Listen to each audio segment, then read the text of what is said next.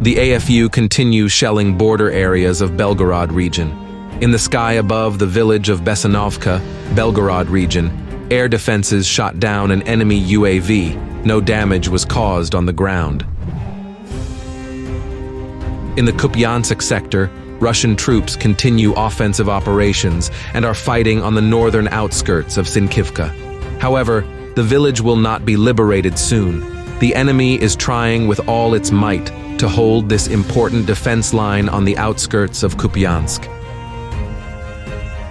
South of Pervomaisk, the Russian forces are fighting on the outskirts of Zahoruikivka, having advanced 1 kilometer towards the village. In addition, Russian armed forces approached the eastern outskirts of Ivanivka, forcing the AFU to redeploy units from other areas.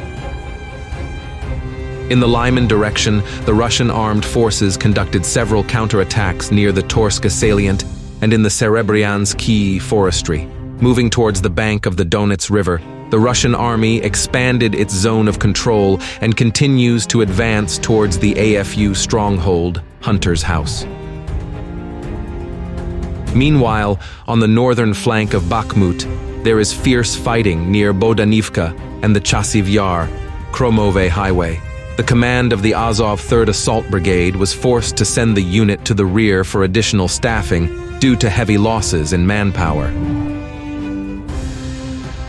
West of Bakhmut, Russian troops pushed the enemy out of the forest belt adjacent to the 8th Stavok Pond. In Klishchivka, after taking the 215.7 height, the Russian armed forces expanded their zone of control by 200 meters. To the south of the Avdiivka fortified area, the Russian army has moved to a new stage of the offensive after a powerful artillery preparation.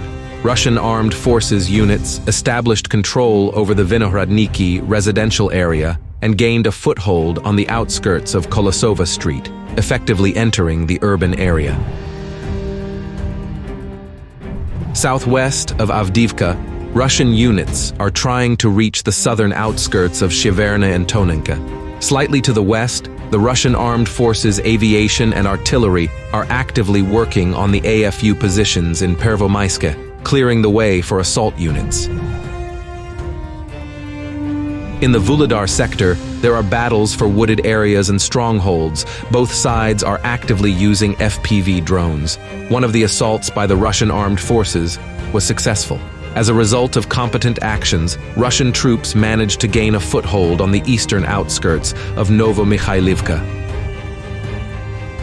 In the Kherson direction, the AFU continue to hold the bridgehead in Krinky despite regular losses. Taking advantage of bad weather, the enemy moved 6 groups by motorboats to houses in the central part of the village.